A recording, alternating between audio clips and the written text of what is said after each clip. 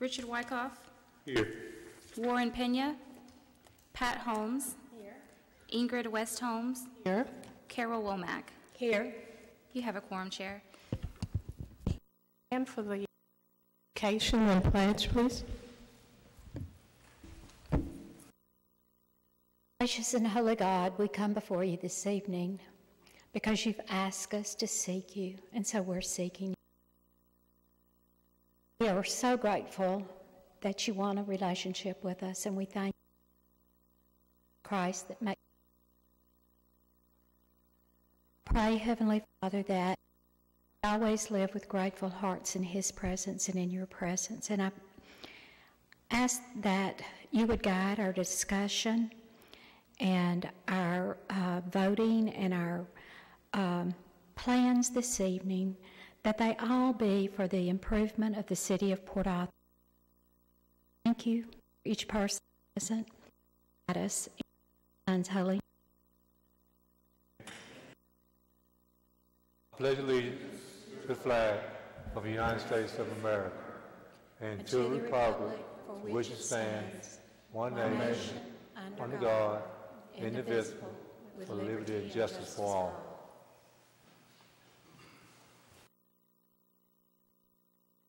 I received a copy of the minutes of last month's meeting.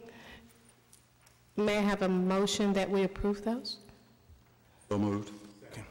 Been moved and second to approve the minutes of last month's meeting. All those in favor, please signify by saying aye. Aye. Any opposition? Motion passes.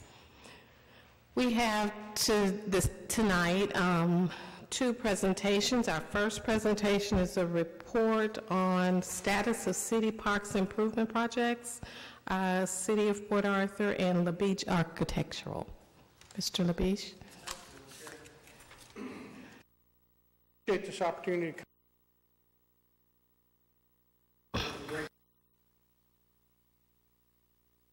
as we go through here.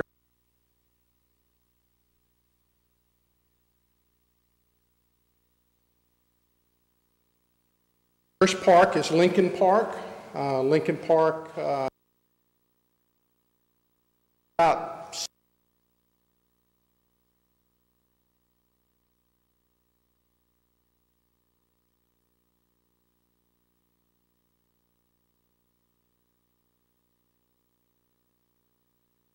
the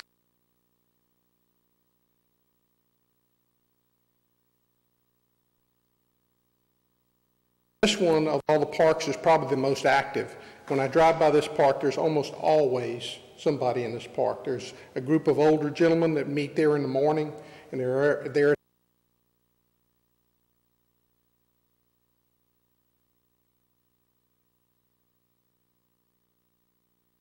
Property.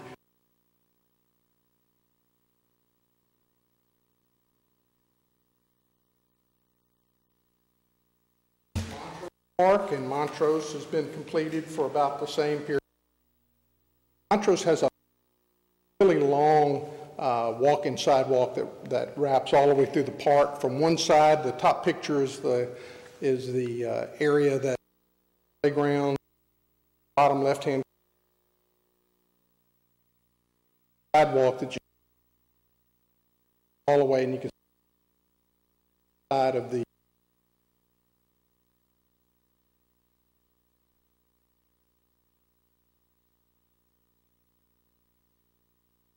right all surface.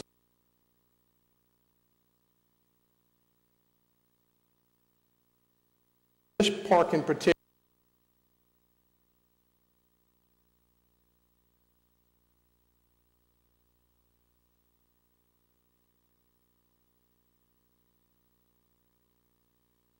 apologize, I didn't have any completed panoramic pictures.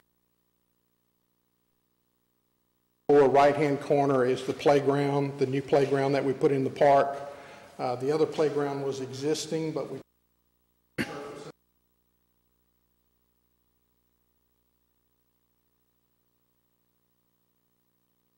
all been the.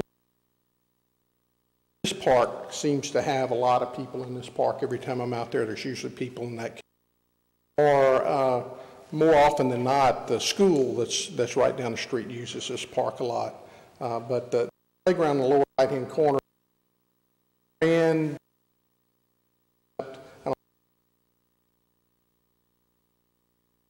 like that.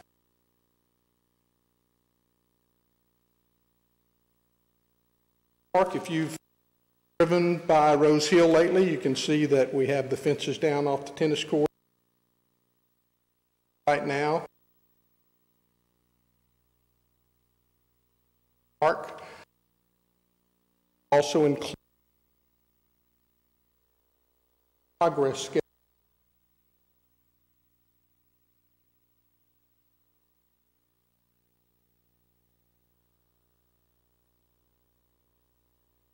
Project just got started, not done any.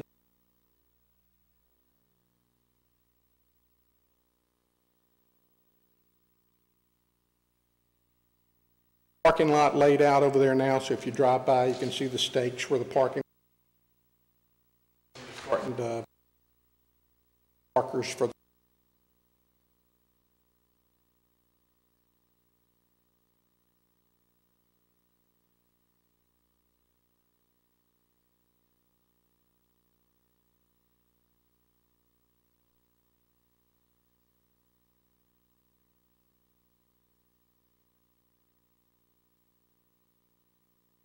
Started and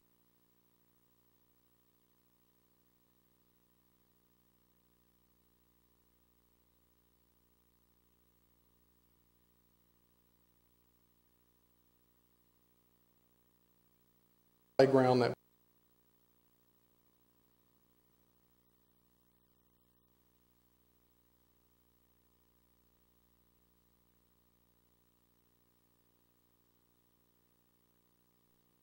at all the parks except Rose Hill. We didn't have any citizens show up, so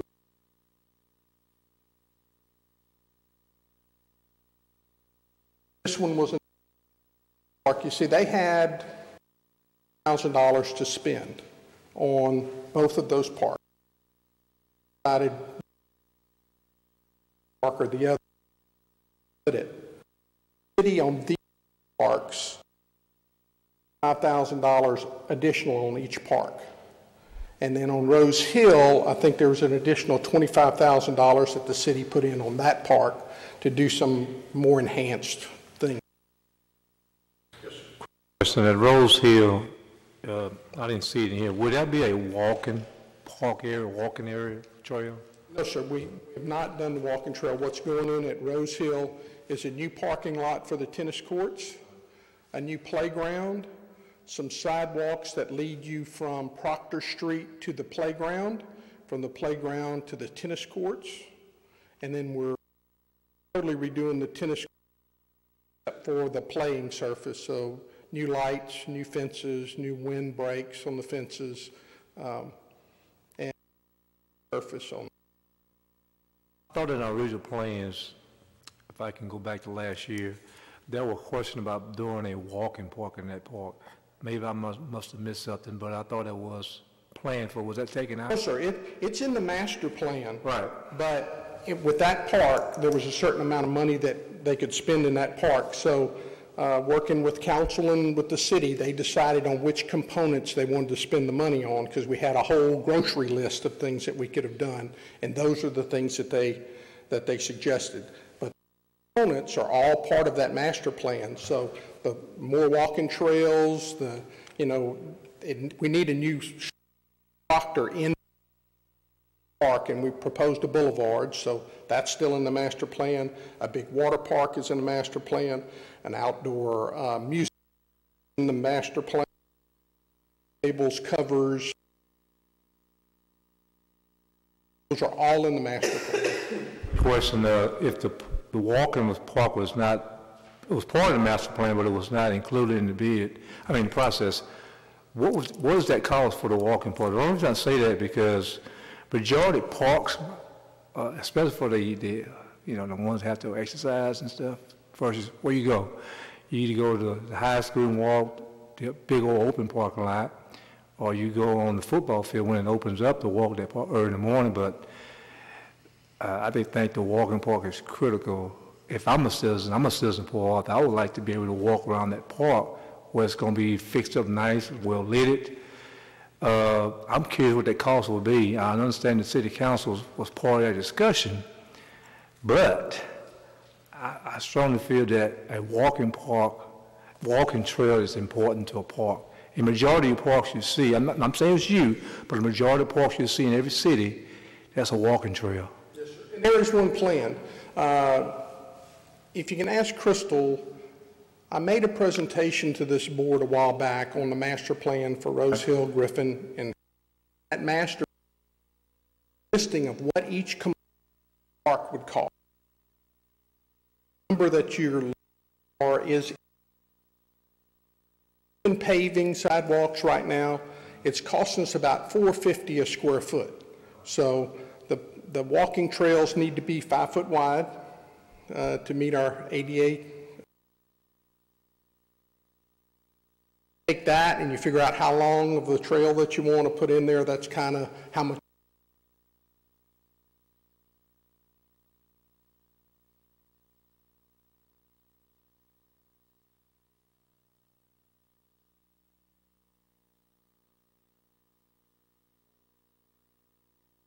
Don, you say you guys are doing a parking lot. Is that parking lot concrete or paved? It's concrete. And none of that work could have been done by the city to move some money to some of these other items in the park? No, sir. The city participating in any work itself? The city's participating in that park to the tune of around $25,000. I'm talking about work itself. It seems to me that they could build a parking lot, instead of us putting that kind of money in a parking lot. We could have used that money for some other amenities in that park. To make the money go as far as we can and use some service from the cities. And I agree with that comment that Mr. Baptiste made. What you're saying is everything is being bid out to a contractor, and it's going to cost us for everything to be done. There's no work coming in, no labor coming from the city. No, sir, not in that contract. Is that right? Yes, sir, that's correct. A question. What we're doing at Rose Hill, what's the estimated cost right now for Rose Hill? No.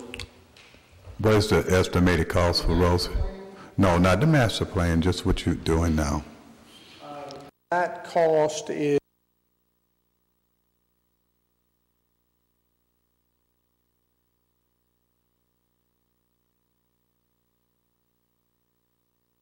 the reason I ask you that question, right, and I think it goes along with what Whitecall was talking about. When the money was initially awarded from the EDC, and for references, it was a breakdown of this much for this park, this much for that park. That's what the EDC agreed upon, and that's what the money was allocated for, and that was based on people meeting with you, Mr. Baptiste, and I know Councilman Scott was very involved. So it was $400,000, and evidently, there had been money shifted around. I'm sorry, Mr. Doucette, I don't think that any money was shared around. Whatever was allocated, and I may have been giving you a wrong number. I do not have the contracts in front of me, and I've got 2 brand new parks that we're working on budgets on, so I apologize. We would have to I can come back and give you that information, but the money that was allocated, and I work with Mr. Baptiste for each park, was totally spent in that park, with the city adding additional money to both Rose Hill, Griffin, and Herman parks. So all the money that's been allocated is spent there. I apologize if I didn't give you the right numbers, but I don't remember what those numbers are off the top of my head, those contract numbers. That's not a problem, but that's something that you could check on.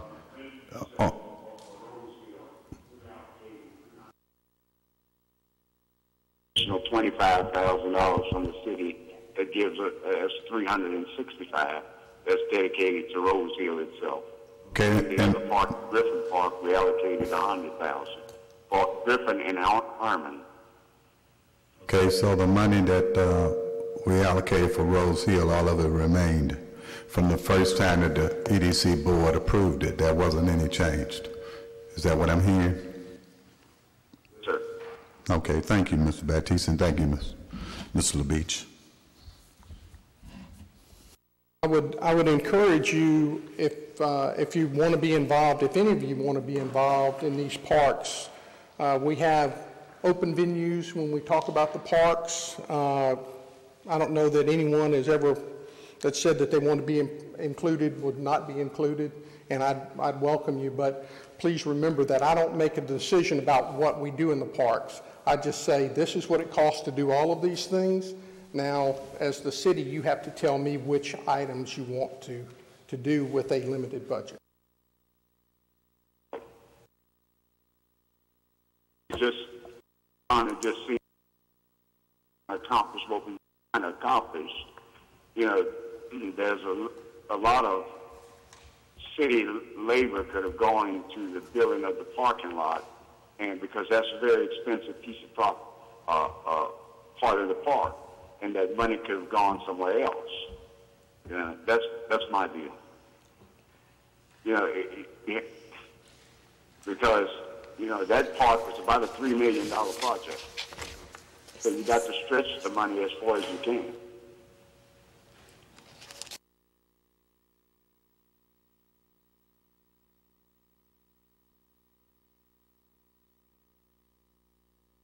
Rose Hill. The inset that you have at the top of the page that you've given us, is that the master plan? That one, yes, up at the top left hand, that's the master plan? Yes, ma'am. Okay. And you can see the white lines that run through there, how many walking paths and curlicues and things. So at that particular park, we can get a walking circle that's right at a mile.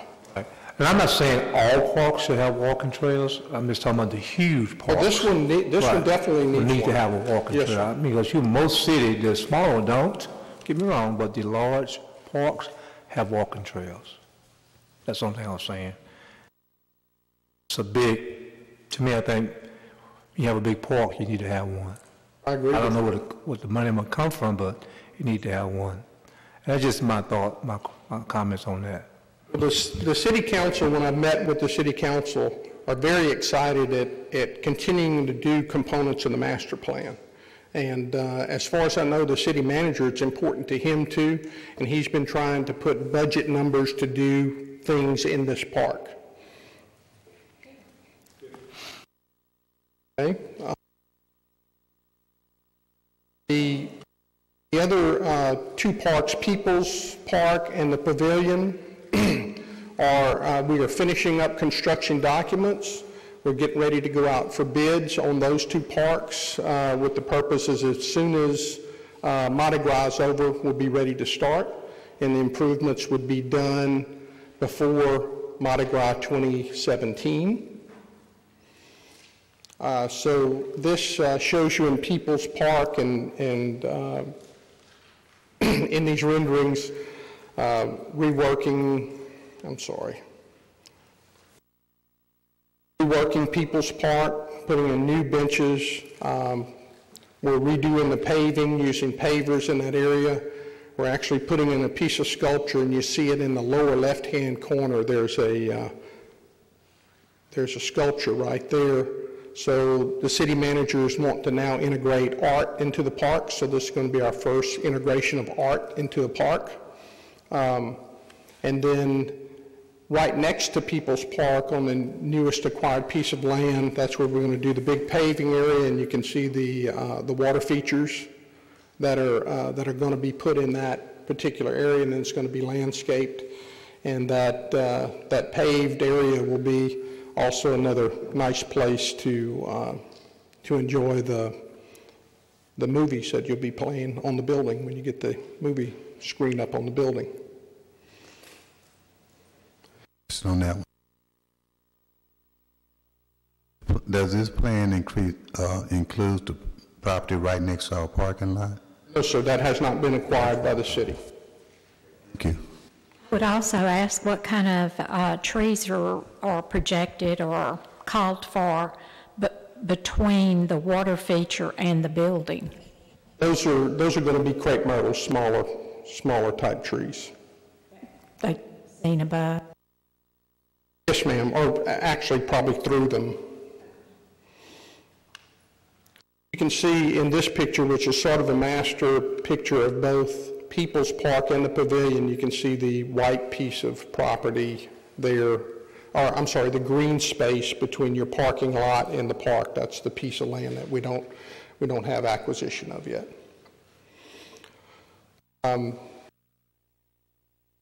Across at the pavilion, we're going to take out all the asphalt from the pavilion to the sidewalk on all three sides.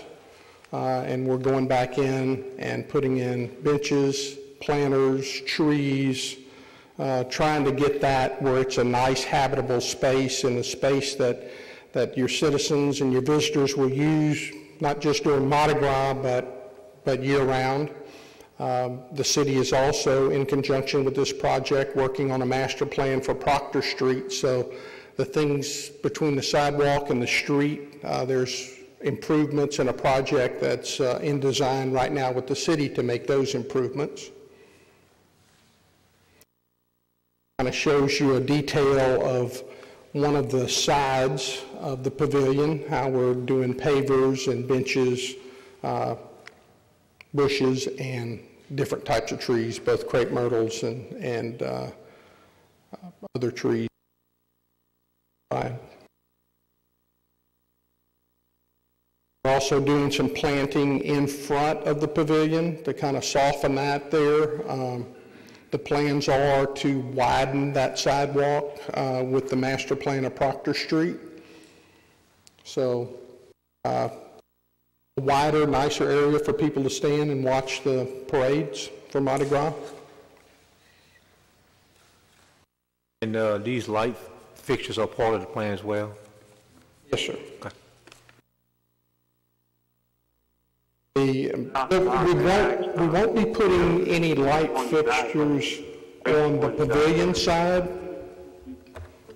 We will be putting light fixtures in People's Park on that side of the street. These light fixtures will come in whenever they do the Proctor Street project, when they do the street project.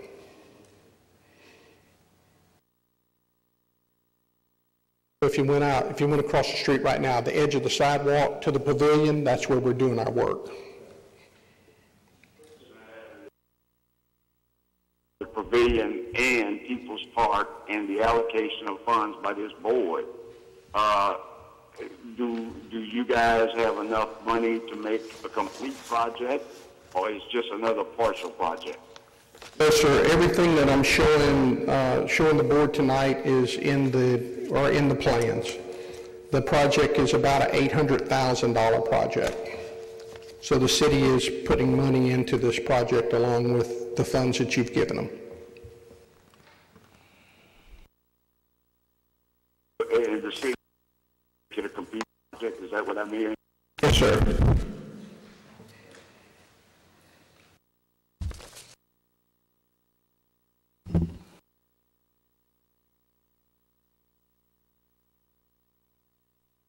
Thank you. I'm looking forward to getting this work started right here. It's really going to enhance this building and this particular block.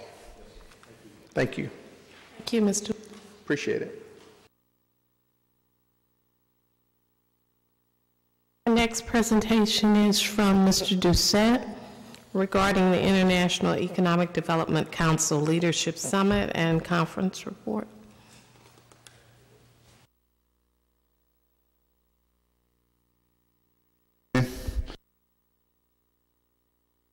Oh, y'all not into I'm not into technology.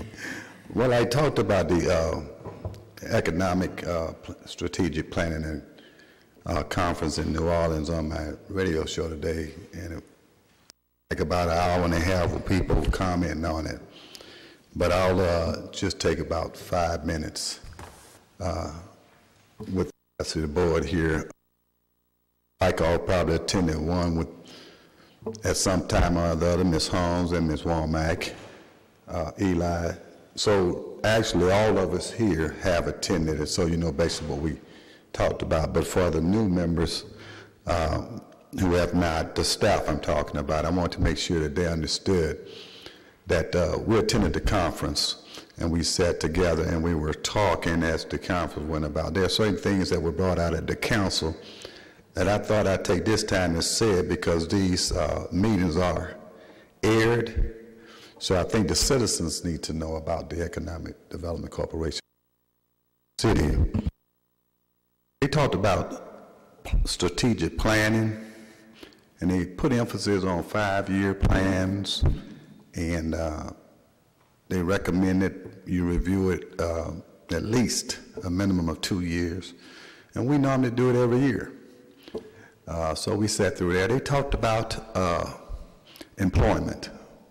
What they really put emphasis on is that they're the main entities that partnership with economic development corporations are normally community college.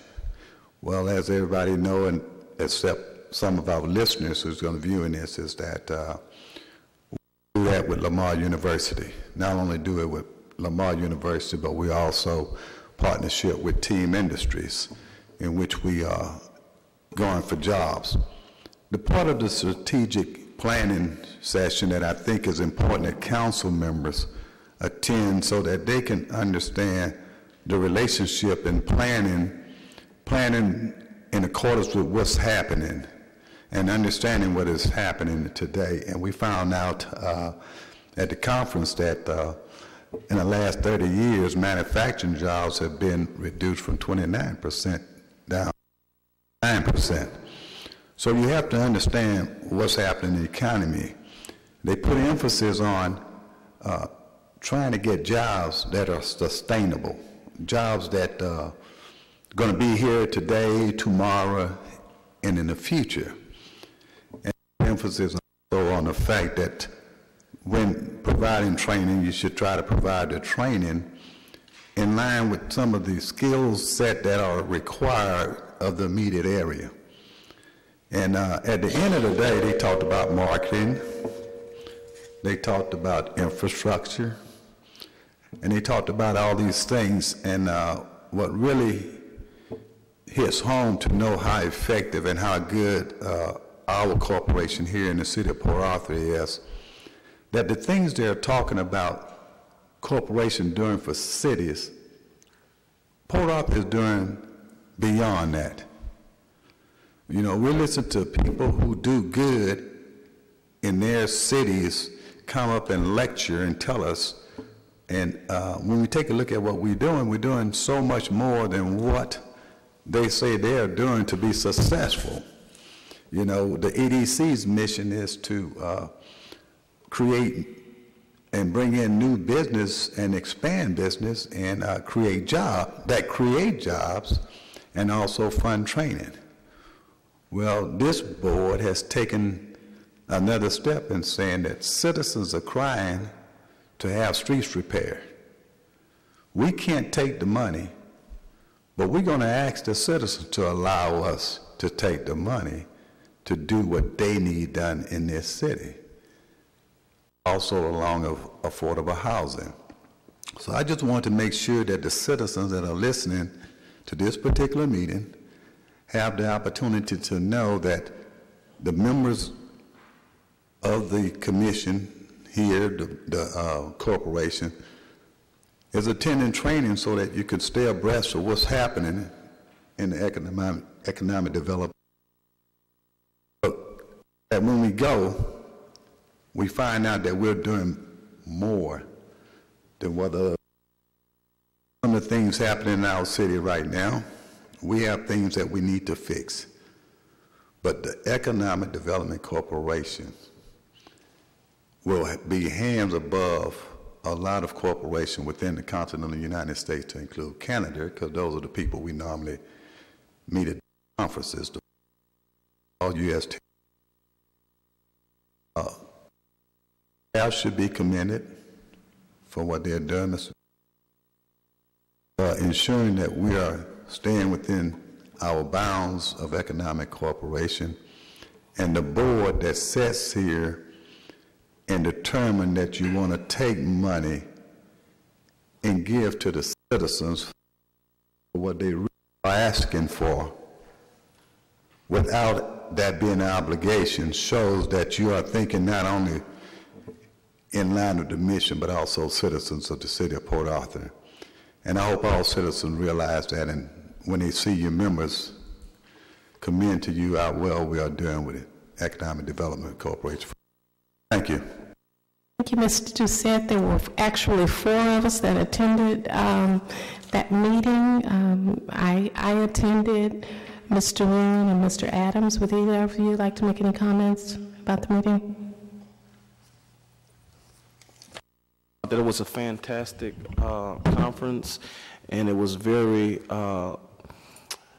educational and informational, and I encourage board members to seek and get as much training as they possibly can so we can better serve the citizens of Port Arthur. One of the highlight of the trip, and I think that caused all of us to call into question how we think about strategic planning.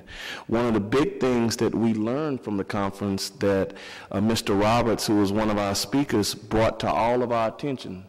You see, there used to be a direct relationship between increase in manufacturing and increases in jobs. Well, that paradigm in our century today is no longer true. What he's saying is just because you have a company that says they're going to increase manufacturing, that does not mean that jobs are also going to increase, because technology, robotics, and the like are allowing companies to increase manufacturing while at the same time cut jobs. Where we all about stimulating the Port Arthur economy, and one of the things that we want to do is bring in jobs. But I think that one of the things that we learned from that conference is when all of us who care most deeply about Port Arthur are voting on different types of projects that we think should get incentives, you have to think in advance to say, will this particular manufacturing job that's created, will it be something that's going to be eliminated by technology, and is it going to be eliminated by robotics? Is it going to be eliminated by advances in this particular field? And maybe that's one of the things that we can look at is what's our current incentives, and to what degree those incentives that we have currently, jobs are in fact being lost. And I think that was a highlight from this particular. And I encourage all of you to get as much training as you can, because you can see this is the second time I talked about what I learned from one of these trips. Thank you, Mr. Adams. Mr. Roon? Okay. It was a great learning experience. Mr. Wyckoff? I didn't attend the training, but I went over my time here. One of the key things that Langston mentioned is that it's all about understanding 5 to 10 years down the road. And job creation is key, and you have to always look at, will it be replaced in years to come? It's one of the key things I always talk about, how we continue to diversify jobs, diversify education, diversify skill sets. And new technology is taking over a lot, true, but you have to make sure that you continue to diversify yourself. And I think that this board, over the last 10 years, have done a superb job of doing that. Because a lot of if you look at the business part, majority of their business is overseas. Don't really depend on if Motiva closes down or Exxon closes down. They're still in business for the next 15, 20 years or longer. So it's one of the good things we have done. So I just want to make sure that the citizens of Port Arthur listen tonight, that understand that the EDC have done a superb job of doing that, making sure the jobs in the business part are not around just for tomorrow, but for the future. So if we continue to do that, and just like the new company with Pure Renewable, is taking technology to another level. So those are things that I think is important. I'm glad to see all the board members are going to these training. That way we can make good decisions as we continue to move the city forward. Thank you, Mr. Wyckoff. The next item of business is communications regarding the Texas Open Carry Law. Madam Chairman, members of the board, we provided you a detailed report that was prepared by the Senior Counsel for the Texas Municipal League. We really just provided this for your information. Please understand that the House Bill 910 is a very extensive piece of legislation. A lot of Attorney General opinions are already being written relative to it. The most important part, I think, for this body to understand is it applies only to governmental entities. A governmental entity, though, is not defined in the bill, interestingly enough, because in several other pieces of legislation that the legislature passed this year, they were very specific in the governmental entities or the term as it applied to any number of organizations. We also want to recall, for the benefit of the board, that in accordance with Chapter 501 of the Local Government Code, you are not a political subdivision of the state of Texas, nor a political corporation, nor do you share the benefit of sovereign immunity as the city does. So in discussions with the Senior Counsel of the TML, because a lot of EDCs share governmental office buildings, they do not have the opportunity to post signage to prohibit persons from open carrying. It's never been a problem here, but we wanted the board to be aware that it's something, if you want to consider that at least at this juncture, until another Attorney General opinion is requested that speaks directly to the definition, there is a strong case that can be made that the statute does not apply to a separately owned or occupied building of an economic development corporation.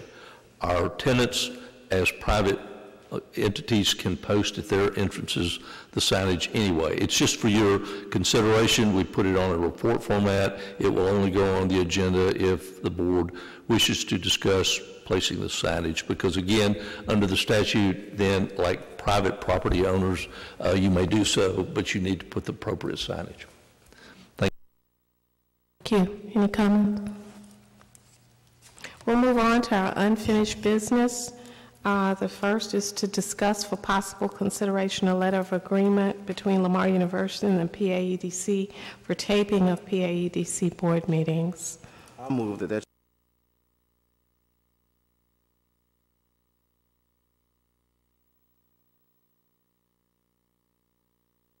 I don't think they provide video streaming. I mean, I'm not sure, but I'm not sure that they have that capability. That would be a separate charge with a separate vendor provider. I'm just looking at what Renata presented, and those vendors were not Lamar, so that would not, I mean, you could certainly consider it, but I don't think, you're talking about two separate providers. Their contract would not include video streaming, because I don't think they have that capability through the equipment they have. They had it in our packet, the two companies. In fact, they gave us information. So basically, they would have to use, if we decide to do live streaming, use Lamar's equipment. No, Lamar's equipment is not capable for live streaming. They do not have the equipment for live streaming the video. Theirs is only a taped, the equipment they provide is a tape. I call it tape. It may not actually be the medium may not be a tape, but I call it a tape medium. So if we were to do live streaming, that means we would not use Lamar. I have not reviewed the proposals to know what they would do in lieu of the retention of the tape for the meeting. So that's a question for the for Renata to answer at that particular juncture, I guess, about the live streaming. That's why I suggested that we discuss both at the same time, because I got what Mr. Doucette is referring to, letter from the company that does the live streaming, and as I understand it, in that letter, the city of Port Arthur is already using one of those particular companies. Like it. Yes, so they're live streaming. So if we're going to do, and I think in addition, one of the questions that staff was supposed to bring us back with is that we're mandated by law to put our meetings on the internet. On the internet, not live streaming. I mean, right. I understand that that's two separate things. This one would meet the legal requirement. Live streaming it is not required for this entity, but is a may, yes. Yes, and as it relates to the May, what you're saying is that if we choose to continue with Lamar, then we wouldn't be doing the live streaming because Lamar can't do that.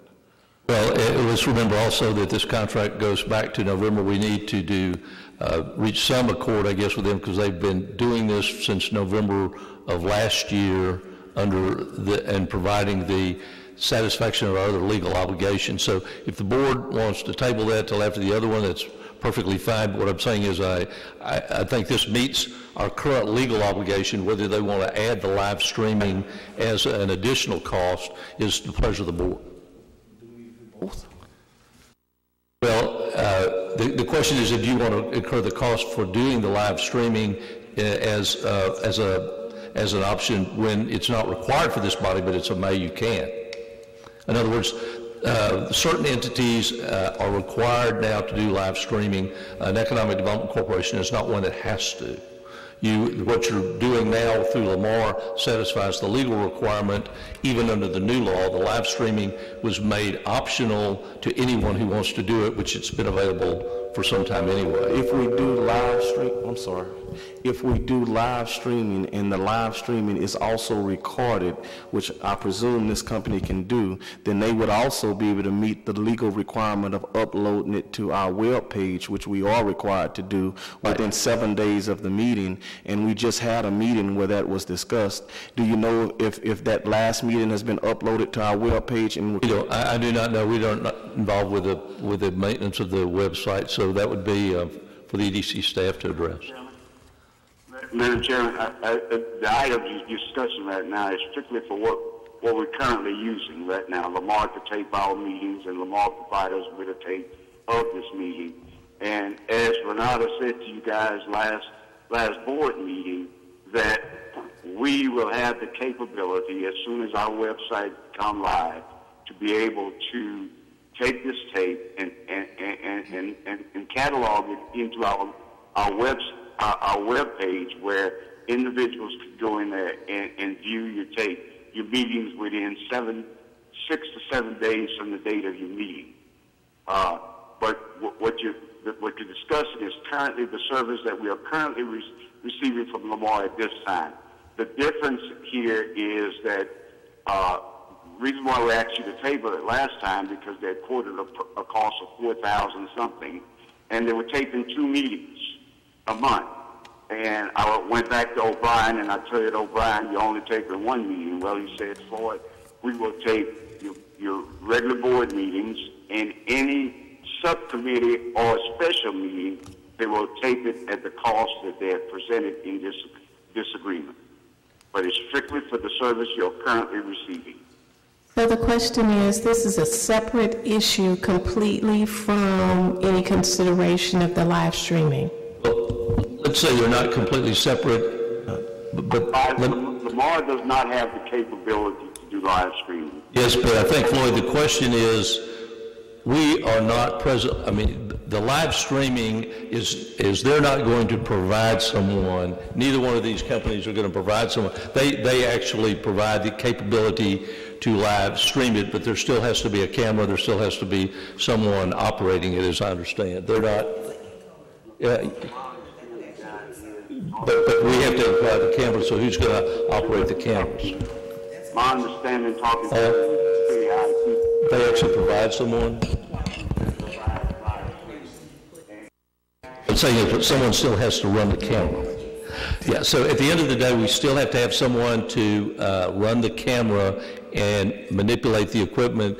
The live streaming is, you know, as mentioned, through your technology that will allow the live streaming, but you're still going to have someone to operate the equipment. And I was not aware that the EDC was going to undertake that. No, we would have to. I'm sorry. You are right. You know what the chairman said. Number one is not dealing with live streaming. Number one is dealing with the contract between us and Lamar University to do what we are currently doing. Okay, so that's what number one is about. Well, I understand, sir. The question is that I think that Mr. Adams is trying to get to is, do you address number one till you decide if you're going to address number two? And I said, that's the pleasure of the board, but the question is also, you're going to have someone to operate your equipment, so I assume you're going to still deal with Lamar or someone else. So ultimately, we'd have to approve or disapprove number one, whether we did something else or not, because this is who we would be. We have to have at least a minimum, and that's this. And that's what this contract is about. Yeah, that's correct. It meets your current legal requirements. And if we decide to go to live streaming, we had a pretty good explanation given to us by the IT person in our packets.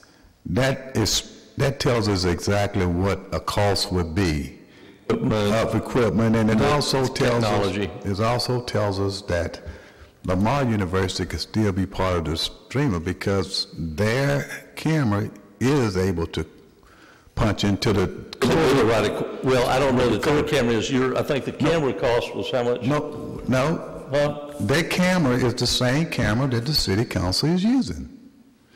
It plugs into the system, so you don't have to. Even this report we received from them stated that it's really the seventh item, but since you got into it, it says here, but you will still need to purchase an income. Okay, it says the least expensive startup scenario will be that the equipment currently used by Lamar can be connected to the encoder.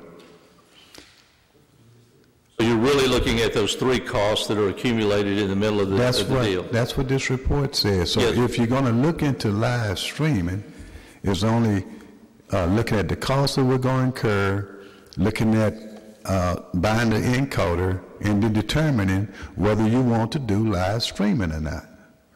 But right now, number one is dealing with our contract, which is what we need to have. Right. Going to live streaming is going to be another step, and that will be number 7. Correct.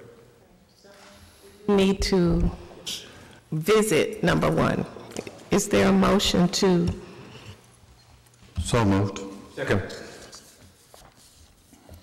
There's been a motion. All those in favor, please. Aye.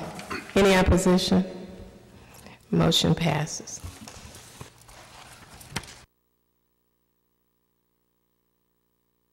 The first non-consent agenda item is to discuss for possible consideration the release of a letter of credit secured by KT Holdings, the olive packing company, for credits earned. Should be a one-page synopsis of the time period of the payroll.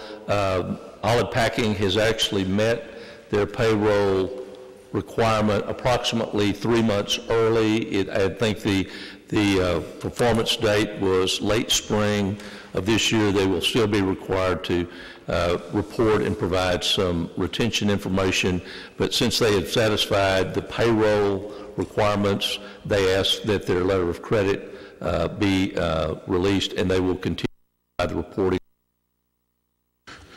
So moved. Second it. Moved and second to approve item number 1. All those in favor, please signify by saying aye. Aye. Any opposition? Motion passes. The next item to discuss for possible consideration, acceptance of a PA EDC policy prepared by legal counsel regarding travel by EDC staff, board members, and designated representatives. Thanks to the board. We prepared this and submitted it to the executive director and to the board, and we are happy to receive comments.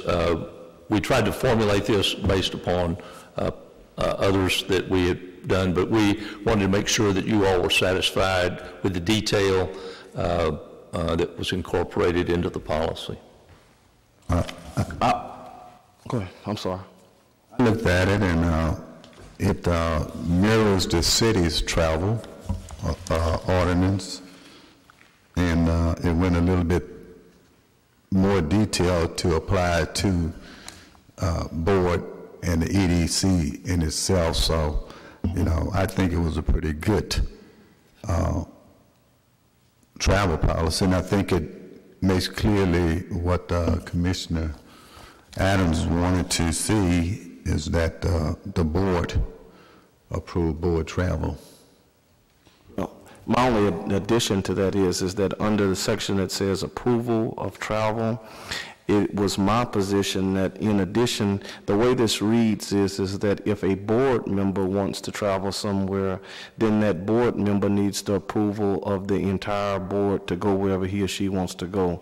However, if you're a staff person, all you need is the approval of the executive director. And it is my position that all travel, whether it is the board, executive director, or staff, should be approved by the board. You prepared it the way the board action was from last month, which was just as we wrote it here. I personally believe that's into micromanaging. We have given the EDC director the authority over the staff here of the EDC, and I think that's appropriate for him to make the decision regarding their travel.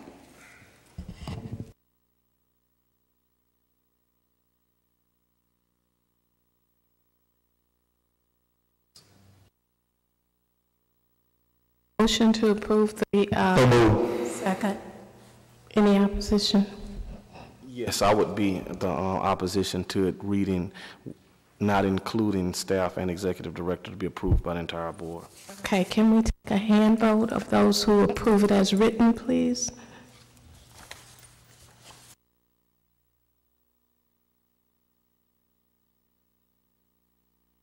Motion passes.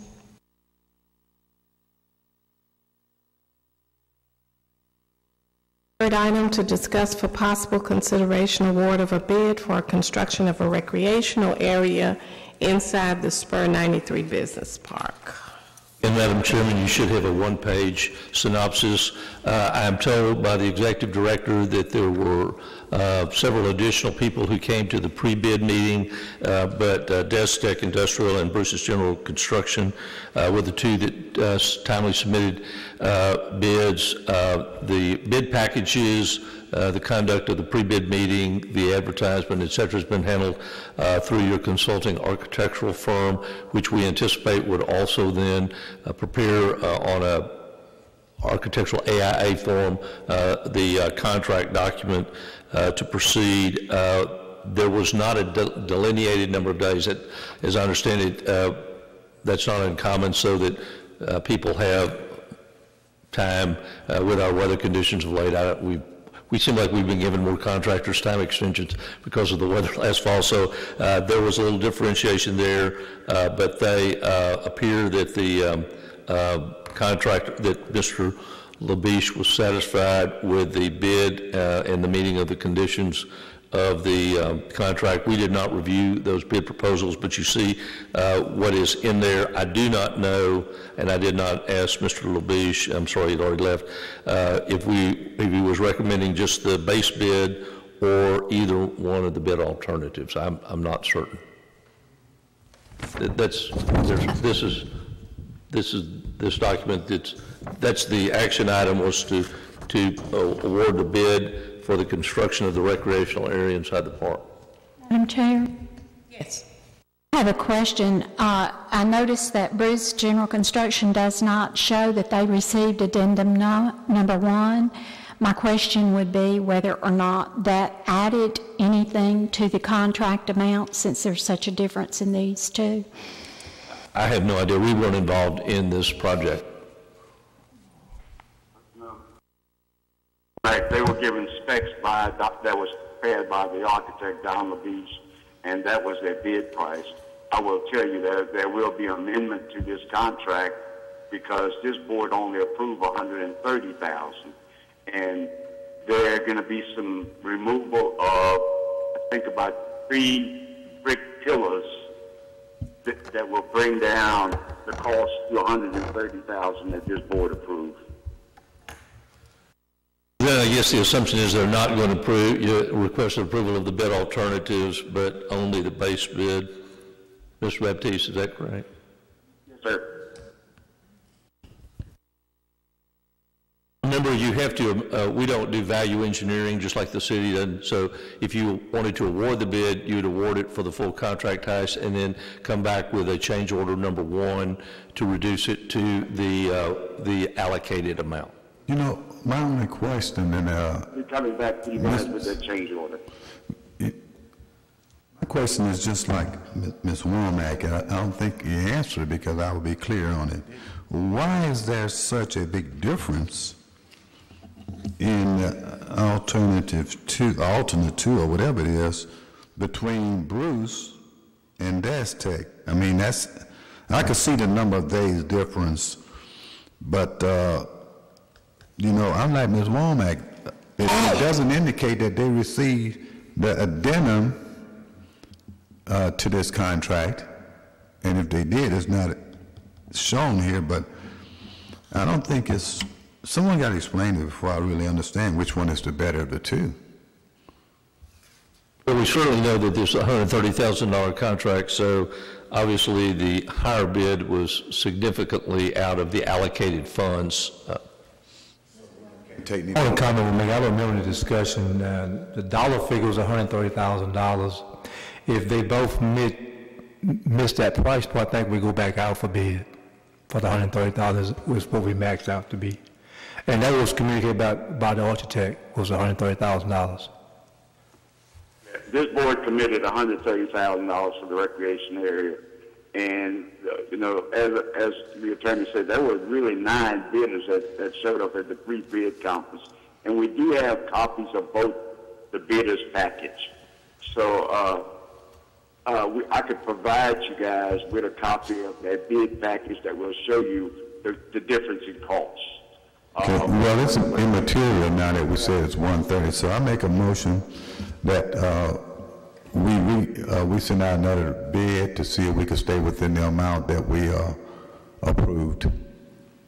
Yes, sir. And we will be coming back to you guys that we have prepared to reduce this 135 to 130 to the amount that you guys have approved. Well, it doesn't matter. We're going to reject these 2 bids, and if it come back at 130, then it come back to us. So I made the motion that we reject the 2 bids because it exceeds the amount of money that was allocated for the project. Okay. Okay. It's been moved and second to reject item number 3. Oh. Next question was to your motion. You might want to add it that if they need to make some adjustment to get down to that price, they need to make those adjustments. When they come back here, we're at the price we need to be. Because I think there's going to be some adjustment made in the contract based on what we've seen here. Prior to rebid. Yeah, prior to rebid. In rebidding. Right. Yeah, so he's going to, when he come back, it's going to come back new anyway. So we just reject this and let it come back the right way, instead of trying to alter something that's coming in, because right now what we're considering exceeds money allocated, so we just need to reject it. And if they could work it where they could get it back down, all it does is come back before the board, and we can approve it then. There's a motion and a second on the floor. All those in favor? Aye. Any opposition? Motion carries. Number 4, to discuss for possible consideration approval of an amendment to the bylaws of the corporation as presented by the Bylaws Committee. Madam Chair, before you guys get into y'all's discussion, first I want to apologize for myself and staff for not hosting the workshop. I think Mr. Doucette has provided staff with a copy of the changes that his committee is recommending for y'all review. If you guys choose to review it tonight or at a later date, you know, we can deal with it at a later date. But I failed to post the workshop agenda, so that's why you guys did not have a workshop on this, the recommended change by Mr. Doucette subcommittee. Make a motion that we table number 4 dealing with the bylaws until all members of the board has had the opportunity to review the changes recommended by the bylaws committee. Second. Moved and seconded, we table item number 4 until all members have an opportunity to review the recommendations. All those in favor, please signify by saying aye. Aye. Any opposition? Motion passes, and we'll table till a point that we discuss the recommendations. Number 5, to discuss for possible consideration the following board member travel requests. Pat Holmes, Basic Economic Development Course in San Antonio, Texas, April 12th. Ingrid West Holmes, the World Forum for Foreign Direct Investments, San Diego, April 13th. And Richard Rykoff, IEDC, Federal Forum, Arlington, Virginia, April 3rd. Should we consider those holistically, right? Right, we can. Okay. I'll make a motion that the travel requests for Ms. Commissioner Pat Holmes, Commissioner Ingrid West Holmes, and Commissioner Wyckoff be approved for their requested travel. Second. It's been moved and second. All those in favor, please signify by saying aye. Aye. Any opposition? Motion carries. Number 6, to discuss for possible consideration the process of and the role of the CEO of the corporation in the preparation of board meeting agendas. I think that should be discussed with item number 8. Okay, we will combine number 6 and 8. Yes, that's my agenda item. And let me speak to that. I think I'm the one who placed this on the agenda.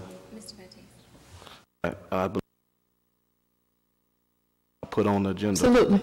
Absolutely. All right. If you look at our current bylaws, the current bylaws, Before we move into that, can we address move numbers? Can we go ahead and move? Okay. Well, we'll 6 do and 8 that. together. Yeah, I was just going to do go ahead. If you look at our current bylaws, I am the duly elected secretary of the EDC. And if you look at our 9.09 of our bylaws, they give me the sole responsibility to keep a record of all of the minutes of all of the meetings that we have as a board. And then if you look specifically at, that is 9.09. If you look at 9.09, that gives the secretary the sole power as it relates to the minutes of the meeting. Also, in the letter that we received from Guy, I believe is section, what was that, Guy? 8.807 of our bylaws. The bylaws only refer to the agenda in relation to the secretary. There's no other mention unless you can think of from your letter. The only reference in that section is where the secretary, correct, where board members may provide a request for an agenda item to the board secretary. Correct. As a may. I understand the word may, but I'm talking about the word agenda. As agenda appears in our bylaws, I'm not aware of any other area where it appears unless you can correct me on that. Well, it says in 806, which I also mentioned, that the corporation authorized to do that which the board deems desirable to accomplish any of the purposes and duties set out or alluded to. And what we have indicated before, that since we were involved with the EDC for the last 10 years, the agenda has always been initiated by staff, as it is with most governmental entities, approved by the executive. It's presented by the chief operating officer, and then by the chief executive officer, it's approved, and then any board member, every board member in the time we've been here for 10 years has never been denied access to the agenda by any agenda policy. That's not what I'm referring to, and I don't mean to cut you off. Again, I'm not referring to the history or the tradition. I'm referring to the word agenda. The word agenda in our bylaws, it is mentioned in direct relation to the secretary, to that which I am. That's the only point that I made, and that is an actual factual statement as it relates to our bylaws. So when you combine the fact that the word agenda appears as it relates to the duties of the secretary, 1, and then 2, as it relates to the duties in section 9 that we just read, it is the secretary's responsibility on our bylaws to maintain the minutes from the meetings. So the agenda is only mentioned toward the secretary. The maintaining of the minutes in our bylaws is only mentioned toward the secretary. So if you look at item number 8, I think it's quite reasonable, logical, and makes sense, Guy, regardless of whatever history or tradition that you want to talk about. this says that the secretary, which would be me, should be included in the agenda preparation. I sent an email to the CEO and staff to be included in the agenda preparation. Which one are you referring to? We're not. Oh, I'm sorry. Where it says 8, to discuss possible consideration of creating a policy. No, your comment where you're 8.07. Yeah, Okay, 8.07, right. I'm sorry, 8.07. Right, in 8.07, as it relates to the agenda, our bylaws say that board members by writing can submit to the secretary any particular request that they want on the agenda. The word agenda in our bylaws is written in relation to the duties of the secretary. I specifically requested to be included, not asking for any veto power, not asking for any override power, to be included in the preparation of the agenda.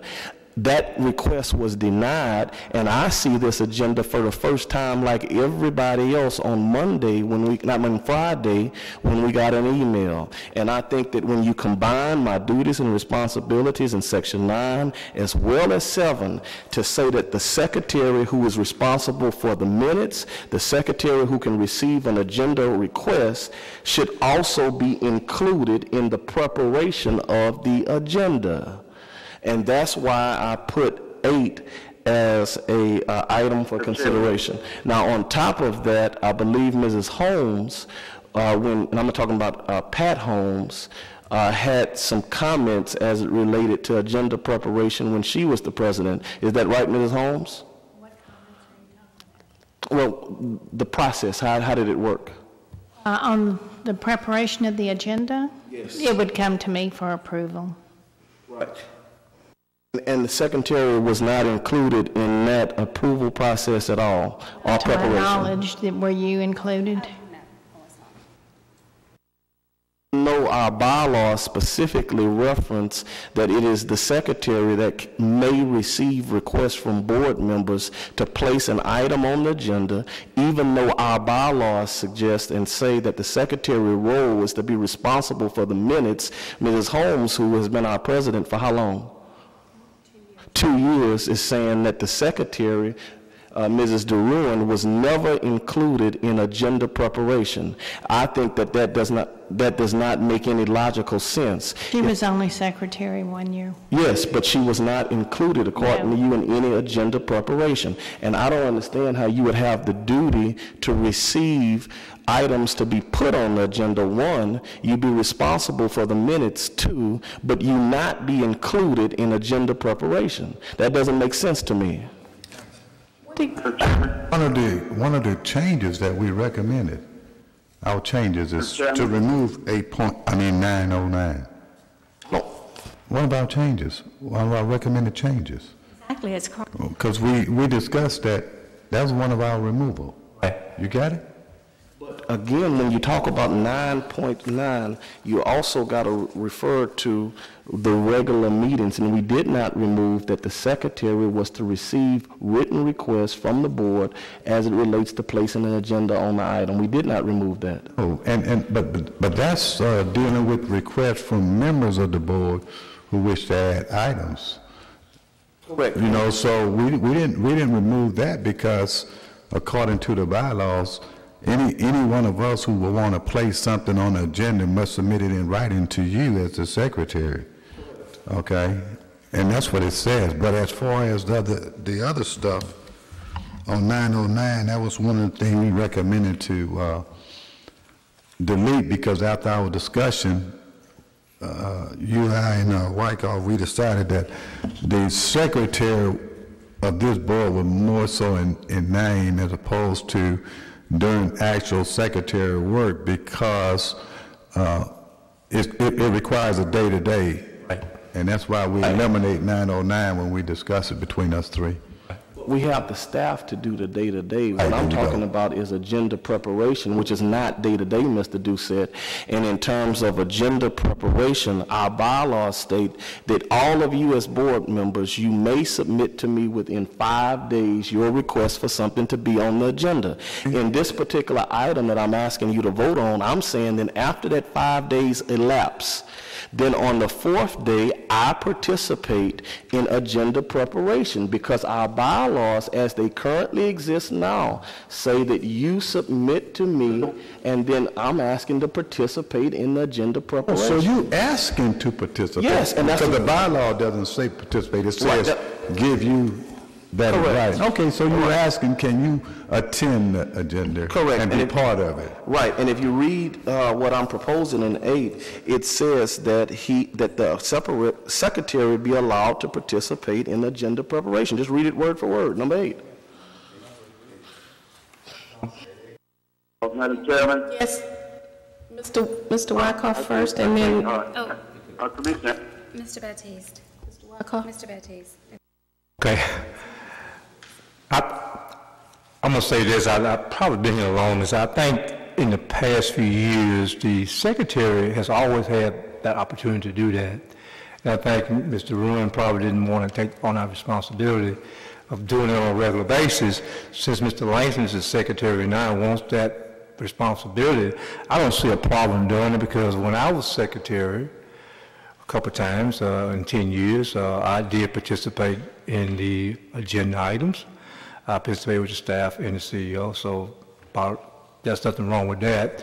I understand we got some changes going forward. There you go. But at this particular time, since the bylaw has not been changed or amended, I don't see any problem you want to participate.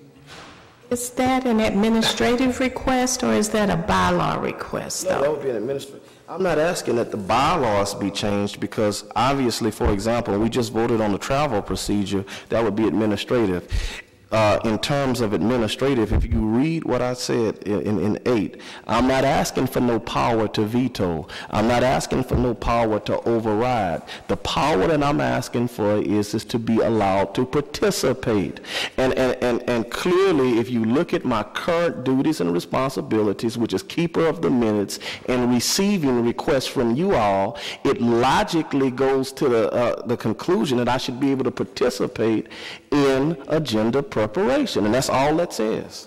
I make a motion that we allow the secretary to participate in agenda preparations whenever necessary, when he so desire. Yes, we got I to have a question. Does that pertain to the present secretary? What if, I like... think they have a motion on the floor. You need to get a second before. Okay, then, but Get your second. what we can do, when we bring these bylaws, we could just add that in 8.6, where it be If they from then on. choose to take part in And it. that's the way we'll put it, if they choose, instead of putting a burden on somebody who doesn't want to do it. We got a motion on the floor. May I make a polite interjection? We made a motion in a second that doesn't match the agenda item. The agenda item also talks about a time period by which the agenda must be presented, in addition to whom is given the opportunity to, in its preparation. The agenda item is written says it has to be provided 4 days prior to the meeting. The 4 days. And sometimes we are still working on agendas on Fridays, but it's the pleasure of the board. But I just want to make sure, because I don't want there to be a misunderstanding when the motion is passed, is that the motion as made did not follow the agenda item as posted. So I just think that we should either correct the motion or decide if it's going to be a different motion than the agenda item that's posted. I will amend the motion to state that we will eliminate the 4 days requirement. Thank you. Okay. Amend.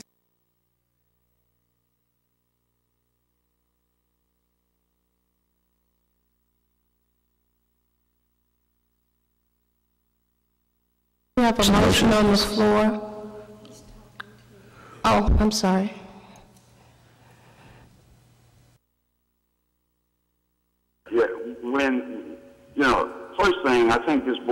understand what do you guys mean when you say preparation of the agenda? We begin preparing the agenda tomorrow. You know, we start compiling agenda items as the day go by. Now, we put the agenda together the last week. That's when we really get detail, and I think, Ms. Ingram, this was your first agenda. You saw the back and forth between you, myself, and Guy on how this agenda. I'm trying to, just to make sure that we follow the direction of this board, what are you guys meaning when you say preparation of the agenda? Once the agenda has been compiled and you're ready for approval. A motion on the floor. If you have the motion set on the floor, I think we can get to this and go and back to item 6 and a couple other things afterwards, because, you know, the motion's on the floor. Of a motion. That, and in terms of agenda preparation, I understand preparation to specific, go ahead, I'm sorry. We have a motion on the floor. And it's been seconded. It's been seconded. All those who approve motion. The motion be restated for clarification, please. No, the motion's on the table, it's been seconded, it's got to be voted up or down. She want a clarification. You want a clarification of the motion? So do I. What is the motion again? Let me say this. There has been a motion made and amended by the maker and a second. They can decide if they want to amend it or not, but right now it is appropriate for action one way or the other, or the person making the motion, based on the discussion, can amend it if they, as their pleasure. Stated. Okay, that's what we say. Good. Okay, the motion was that we allow the secretary to set in on the preparation of the agenda when it's been all worked out. If he or she choose to. The motion is to allow the secretary to participate in agenda preparation. Okay, in the preparation Of the agenda. of the agenda. If he or she chooses. If he or she chooses to. The preparation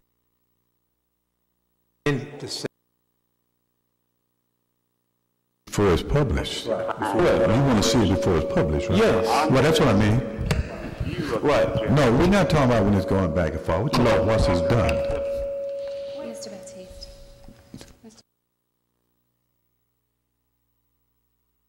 Time you saw it doing an agenda review.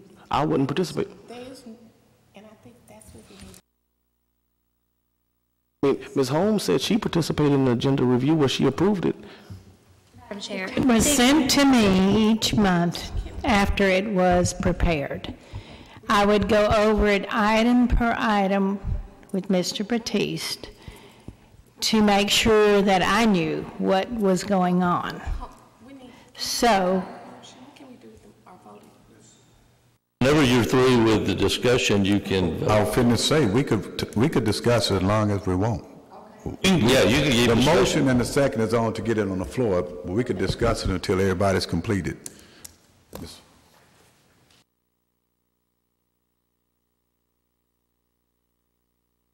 Madam Chair.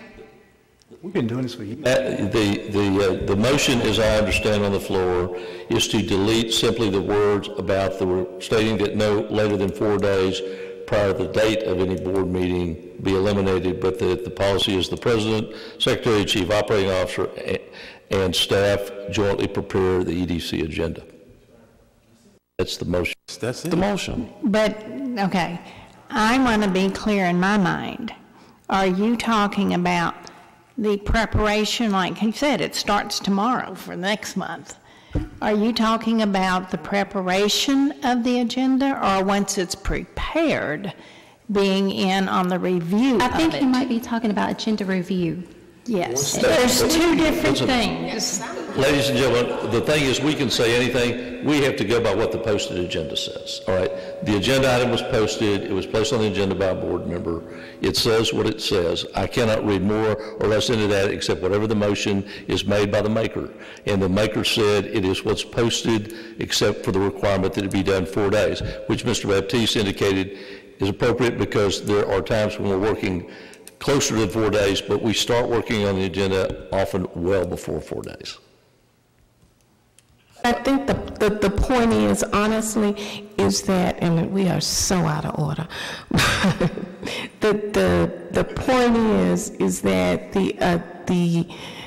my review, and I think Ms. Holmes' review, is really once the agenda item is prepared. Is that what you're talking about? Yes, I'm fine with that. So you're talking about, That's the agenda. so you're talking about the Thursday before Yes. the Friday that you all get it? Yes, because that's what he said he did when he was the secretary. Right, Mr. Wyckoff? Pretty much consistent with pretty much all 501c organization. The secretary usually participate after the agenda is prepared. She don't have a time to be here every day. I don't want to. Okay. The term preparation, okay. For preparation, you can put agenda review. Yes. Motion on the floor. More A time. second. More time. I'm gonna amend this so that what we voted on is exactly what we made. So I make a motion, well, I amend the motion to read that the secretary be included in the agenda review, if he or she choose to. Fair enough. A second. Moved and second that the secretary be included in the agenda review, if he or she chooses to. All those in favor, please signify by saying aye. Any opposition? Motion carries.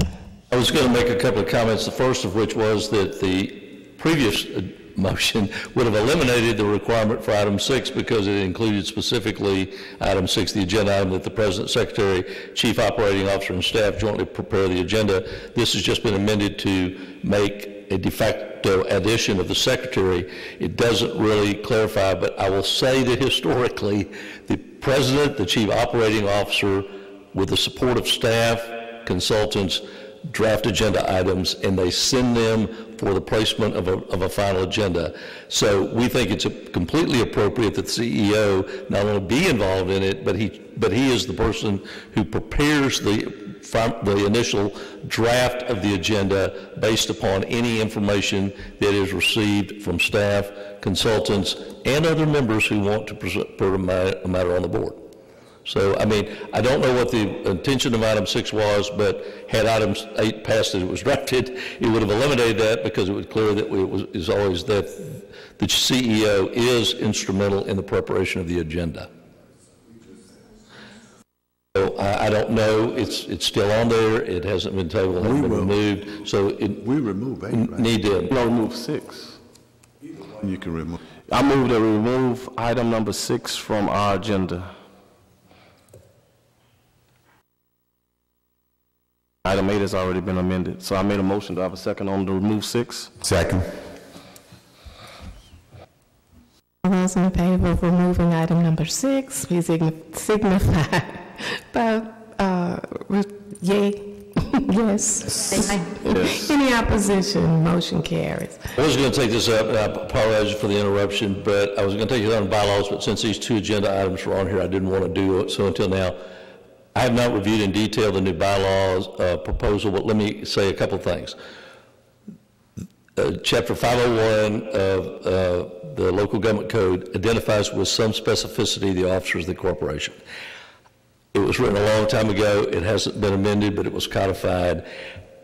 this board may not be able to eliminate the officers' positions that you have in there. And I add that for one additional reason, is that your other bylaw provision, which wasn't changed, requires the secretary to sign all the contracts. And Mr. Adams was very nice the other day to let us get a contract executed so that we could proceed with the sale of the acreage in the business park to Clay Development. So we need to as we read these things, we got to make sure everything daisy chains together, and we cannot eliminate officer positions that the EDC Act says must exist. But also, again, your bylaws require 2 signatures on contracts, and that right now is the president and the secretary. It is. Job been signed. We didn't eliminate no position. It's just that a section referring to the. Well, what we're saying is you need to redo their duties, because if you have an office position, then you need to have their duties delineated. I agree that right now the duties of the treasurer have been primarily handled because you have a contract with the city. All the check cutting is done over there, and all the reporting is done out of the city. Separately, on the secretary's duty, you have the right under the Public Information Act to designate a public information officer and basically take everything that's in the bylaws relative to that record-keeping responsibility of the secretary and shift it to the public information officer.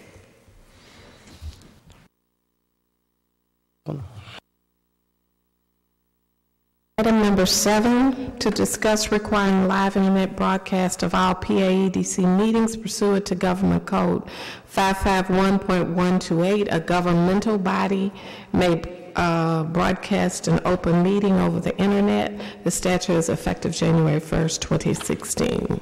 Again, this is my motion, not my motion, but my agenda item, and I wish to speak on it first. As I made the board aware of the statute that took effect, and our attorney has made clear that that is a May statute. However, the other statute that I referred to is a shall, which is I ask our staff to tell us, what is the target date that we're going to have our meetings online, not online, but archived online, consistent with the law. What's the target date on that? When is that going to be done, Renata? We'll be in compliance with current Texas law. Actually, right now, we're in the process of redoing our website, so therefore, I can go in and upload meetings. I would actually have to get those actual meetings that, like, say, from last month, from not from Lamar, but from the library, because all of our meetings go directly to the library, and they're broadcast on a governmental station. Right. So pretty much, as of right now, according to when I talk with Gordon, that is not available. But whenever it's available, I will be able to go in and upload. Once again, I am working on the website, and we will have capability of uploading all of our meetings. And tonight, I will be able to show you how the meeting will be uploaded. And it's through YouTube. It's going to be what now? It's through YouTube. And I will show you and demonstrate that when I come up here. So in addition to our previous meeting, when the law took effect, and this meeting, is it your intent to upload all our previous meetings? If that's what you want, I mean, I would have to go in and talk with the people at the library and get that uploaded like that. I don't know. I mean, and maybe that's a legal question for Guy. I know that we're talking about agenda item number 7, but I think this is relevant to 7. As I understood the shell law that says we to archive, that took effect on January 1st of 2016. So does that mean we archive everything from January 1st, 2015 forward, or do we go back and archive all our prior meetings as well? I don't think you have to archive anything prior to that. Again, that's a pleasure of the board, what they want to expend money to do. The effective date of a statute is the beginning date. These things were effective January 1. So that means January 1 forward. So really the only thing that you're going to be archiving is our past meeting and this meeting, and then you'll continue to go forward. And I assume your target date to get that done is sometime next week? I can, but once again, we're in the process of redoing our website. I can upload what we have. I can try to obtain that information, but once again, I'm in the process of building a new website. Okay. And then my question while I have you up here that addresses item number 7, which is, I understand in this letter that we got from Faye Young, the city of Port Arthur is using, I hope I'm not mispronouncing this company, how you say that? Swagit to do their live streaming. So the city of Port Arthur is using live streaming and they're using Swagit? Yes, sir. Right. And as I understand it, the law, before we get into the discussion, is a may that we could if we want to do live streaming, but we don't have to do live streaming. And the reason that I asked that this item be placed on the agenda is I believe in transparency. I believe in being open. The city of Port Arthur, apparently, according to you, is already using Swagit. I believe that the EDC should be doing the same. And as I understand it, Lamar University would actually operate the camera. We would purchase the encoder equipment. After purchasing the encoder equipment, they maintain the camera, and our meetings would be live streamed in accordance with this new statute that was passed. So I would make the motion based upon the fee of $500 a month plus whatever the cost is for the encoder, that we continue to use Lamar University to operate the camera, but that our meetings, just like the city of Port Arthur, be live streamed as well, and our EDC be just like our city, because you're telling us that our city is doing live streaming too. So I would like to see the EDC be similar to the city as well, and that would be my motion. I have let me just make one comment. The letter that we received from Ms. Young does not indicate that it would be an actual charge. And I would like to see that we have something that documents that it would be an actual charge before we moved on. And the actual charge, what do you mean? Because this says we'll charge at a minimum $500. It could be more, it could be less. It could, we don't know what the actual charge will be to us. And I think it would be a good idea for us to get an actual statement directly from whoever's going to be doing the live streaming to ensure that we know the actual cost of what we're doing. Crystal is here, and I understand that was her task as a staff member, because Mr. I don't think that's what. Sorry. It wasn't? Baptiste. Mr. Adams is asking for basket was costs for this service.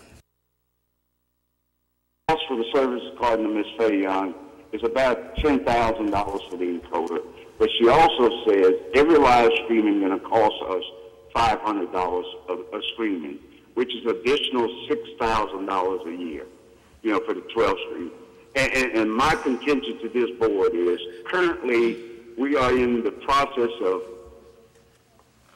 upgrading our website where 3 days, 4 days from the date of your meeting, they could go on our website and view that video. The city has, on a public broadcast station, 3 days after the meeting, it is live on the city public broadcast station where you could view this thing several times a week. And all this is good to have, but how many, is it cost effective for a live stream? How many folks really going to be watching EDC meeting? And not only that, 3 days later they could watch it. There's no action a person could do, if they have any comment, 3 days later they could bring those comments to us. I just think it's not cost effective for us to use this system when we have all these other mechanisms in place. Mr. Baptiste has a good point. Again, it's because, as Mr. Wyckoff said, he's just like me, who encouraged people to go to training. And I got this training when I went to the sales tax training. I wouldn't have known about it had I not gone to the training. And I brought my training to you as a board, informing you of a law that was in effect when we didn't even know that the second part, which was a shell, we weren't doing. And as it relates to transparency and being open, we know that the city of Port Arthur is already doing this. They're doing live streaming where you can catch a city of Port Arthur meeting. I hear you, Commissioner Adams. But hold on one second, Mr. Baptiste. Mr. Baptiste, I think I have the. from what Renata is saying, the city of Port Arthur is already doing this. And what I'm suggesting is we do the same. Now, I understand what Mrs. Ingrid Holmes' point is. She's saying that this is a minimum of $500 a month, and that price could go up or down. Up, not down. It could go up. It'll go up. With that being said, I see that this is addressed to Crystal. Crystal, when you had contact with Faye Young, could you give us explanation as to what Mrs. Holmes is referring to about this $500 minimum? Because I see it's... I'm sorry, let me clarify. It was actually addressed to Mr. Baptiste. He lost the email. I asked her to resend it to myself so I could provide you all with a copy. So I had no contact with Ms. Young. I just heard the contact with Ms. Young, Mr. Adams. And again, to the board, if the board want to take on this additional cost, that is the board decision. But my recommendation is not a good use of our money when we will have the capability 3 days after your meeting, 3 to 4 days after your meeting, that meeting could be live, be viewed live on your website. 3 days after your meeting, the city public broadcast station televises this thing 2 and 3 times a week for the whole month. So any citizen that has an interest in knowing what's going on at EDC, they have that ability to view our website or the public broadcast station. Okay, thank you, Mr. Baptiste. I'm going to withdraw. Listen, I think Mr. Baptiste makes a good point. I made a motion. I'm going to withdraw that motion right now for 2 reasons. One, Mrs. Ingrid Holmes makes a great point when she says we don't know what the ceiling of that $500 is. 2, we do know the law. The mandatory law is within 7 days this is supposed to be on the internet. So with that being said, we're going to broadcast like we've been broadcasting, and it's going to be on the internet within 7 days. My only concern is I don't have a problem with withdrawing this particular request and withdrawing that motion. But again, I don't want to be repetitive. I would assume within the next week, I'm not talking about our next meeting, within the next week, we should be in compliance with the law. This was brought up over a month ago. So whatever issues that you guys are having with the internet, I think that needs to be resolved, and within the next week, not our next meeting, I would think that these meetings should be online in compliance with a statute that was passed it took effect January the 1st, and now we are February the 1st. It shouldn't take this long for us to be in compliance with the law. Okay, we'll discuss that matter with Mr. Baptiste to ensure that the request of the board. I second it. I withdrew it. No, but it needs a second. Oh, okay. You need a second to take it off. I second the motion. Yes, sir.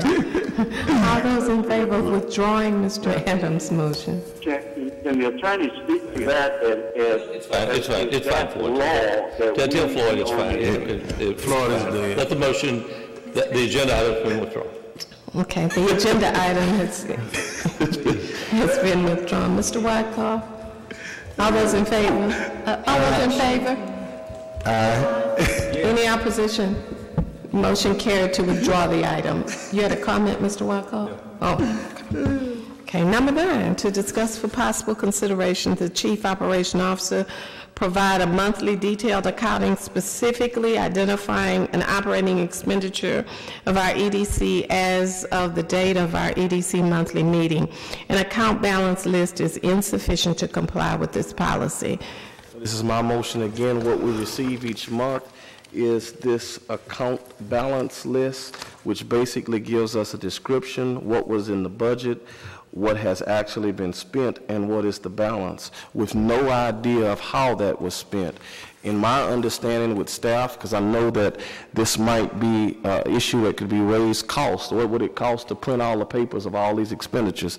I am under the impression that this is something that can be emailed to us that will not cost anything. It's just a matter of sending that email with a detailed accounting before our board meetings of what was actually spent.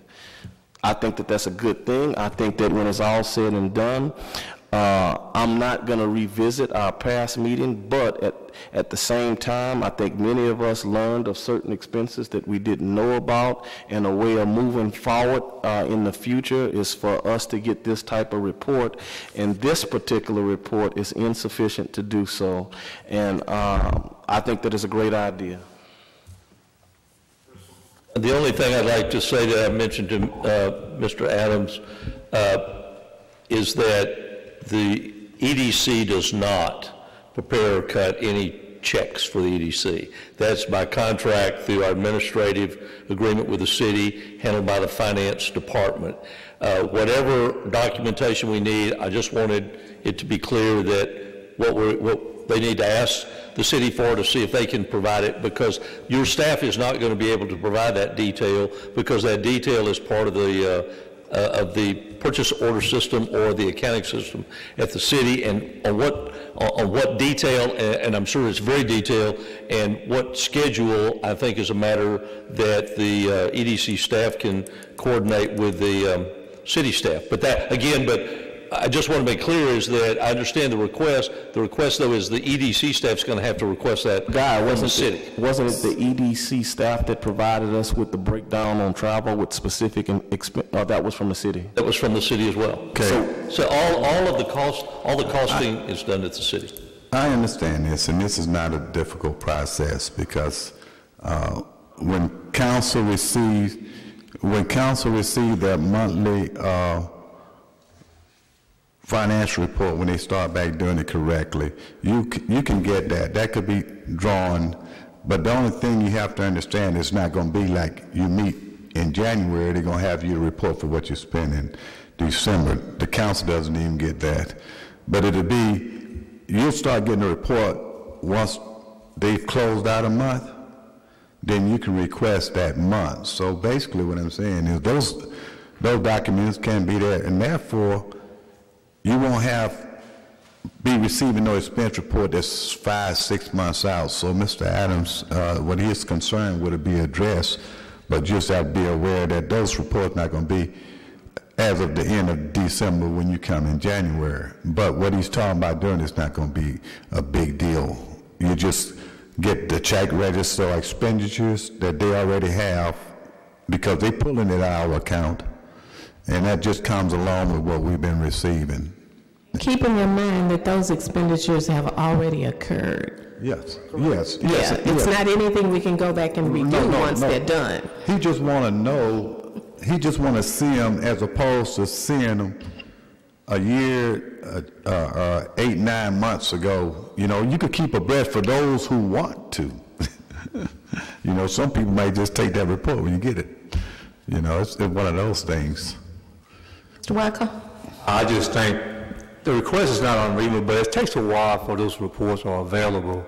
Since it's come from the city of Port Arthur, most financial report or P&L are probably 2 weeks after the month's close before they're ready for the bottom line. Sometimes it takes a while. So if we meet monthly, we won't have those actual reports. Just wanted you to know that, because not many corporations can have a report ready right after the month close. I hadn't been one that can do it. But you're saying it would be 2 months behind? It may be a month. Maybe. I don't mind a minute. It could be a month and a half behind. What your request is something that doesn't happen on norm. It's fine. It happens pretty much 2 weeks after the month close, and sometimes you get it the next following month. Believe it or not, but you will get the monthly. It will be monthly when you start receiving them. Right. Because the first one you receive will be like 2 months because they have everything in, but the next one is going to be that next month. You know, you'll always be like 2 months ahead of that report, but those reports will come in monthly. Right. I don't mind amending that it be a month and a half behind, and based upon what Mr. I think you could do it just as quickly as the city can produce it, because again, I don't have any idea. I mean, I hate for you to charge staff with the responsibility that they have no ability to control. So let's do it like we can amend it. Do it as quickly as the city can deliver it. I don't have a problem with that. Yeah. Mr. Baptiste is on the line and would like to make a comment. Thank you, Madam Chairman. I have spoken with accounting. The check request is not segregated by programs. we could run a check request, but it's a check request of all checks that the city could run a check request, but then they would have to pull each one of them like EDC. What I've talked to Rachel to meet Mr. Adams' request is that every invoice that we receive, we will make a copy and put it aside.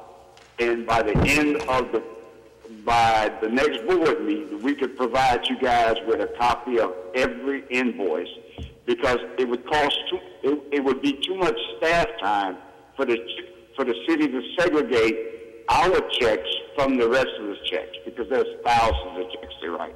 But we could provide an invoice of everything that we purchase, from the soda pop for the board members, to the light bill, to the water bill, to we could provide an invoice of everything that we sign off or send to the city for payment. You guys could have those copies. Okay, Mr. Wyckoff? You don't want nothing that detailed, because you can have your staff running copies of invoices. They have a job to do. I think we're kind of getting over micromanaging the process. And one thing I hate, I don't believe in micromanaging a process when it's not broken. I understand getting a report on a monthly basis from the city is sufficient enough. If we get it monthly, but it might not be, we're going to staff putting invoices of every, we need a workshop to understand how these processes work, how this EDC corporation work, how the budget work, how the P&L works, so we'll know exactly what we're looking at. We can't come to a meeting and stay an hour on overstand on something that we don't have a whole lot of knowledge on. We communicate to our citizens, but like we don't know what we're doing. Let's think about what we're asking for. I think I know exactly what we're asking for. I think that when we happen to look at a travel budget and see certain things that we didn't anticipate was going to be travel, when we talk in terms of a climate in which we now live and operate, when we talk in terms that we are the ones with the fiduciary duty, when all it will take is an email to us as it relates to not only invoices, but credit card. I mean, one of the big things in the city of Port Arthur now, Mr. Wyckoff, where you have people being indicted right now, just let me finish my point, is the misuse of these P cards and credit cards, and people are looked at for that particularly, and that's going on right now. You have indictments happening. So my point to you is that as fiduciaries, I do not think it's micromanaging, because we're not micromanaging anything, but to be a fiduciary, which is something you can be sued for. And we have an attorney here who can substantiate. So here's my point.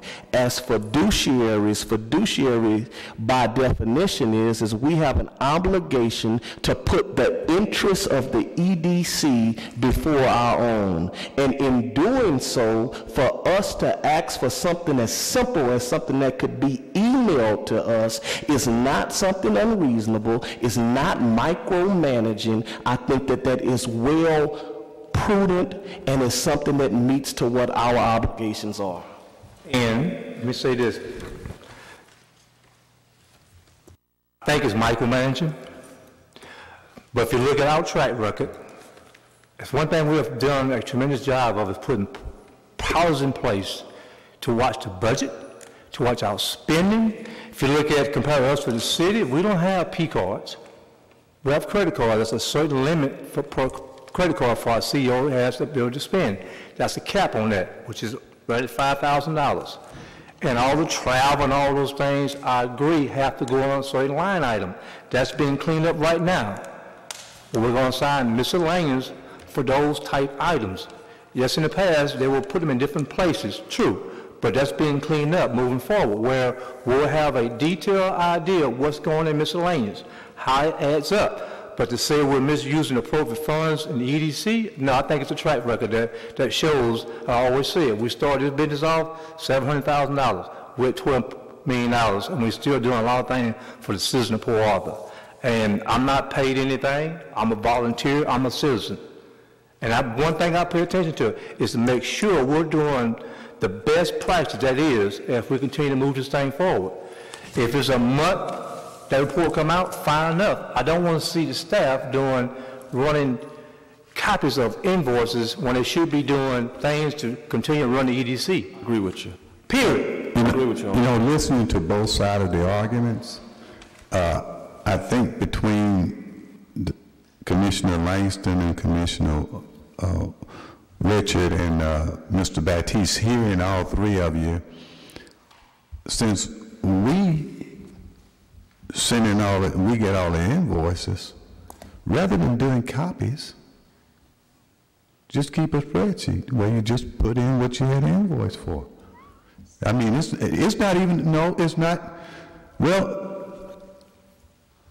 I guess I'm looking for a compromise because, like I said, I don't think that the staff should be overworked, and I'm very considerate of that.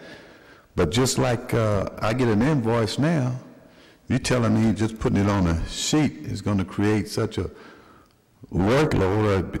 If they have to just keep track of it, that it's micromanaging. I don't think it's micromanaging. I don't think it's overworked, but I think it's can meet a requirement of someone who is interested in keeping up with it. Like I mentioned before, I don't think very many people are going to read it.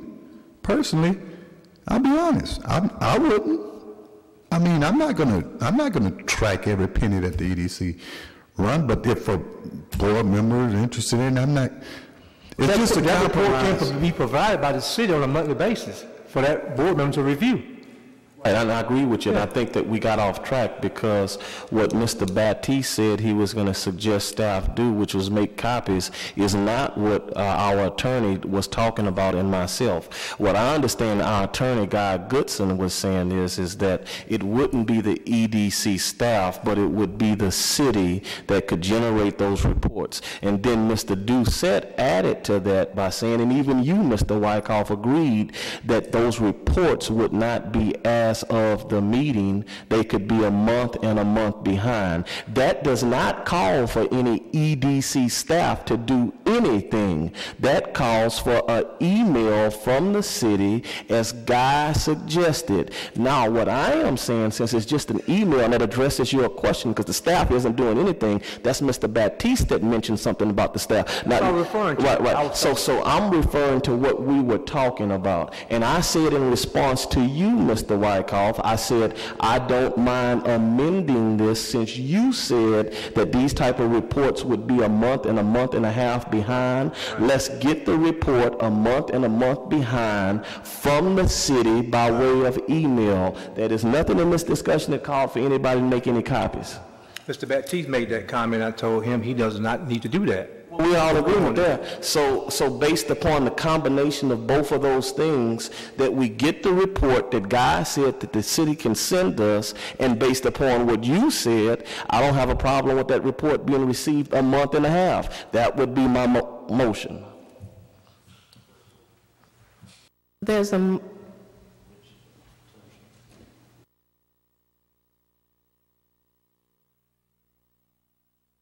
motion on the floor. He wants to say. Okay.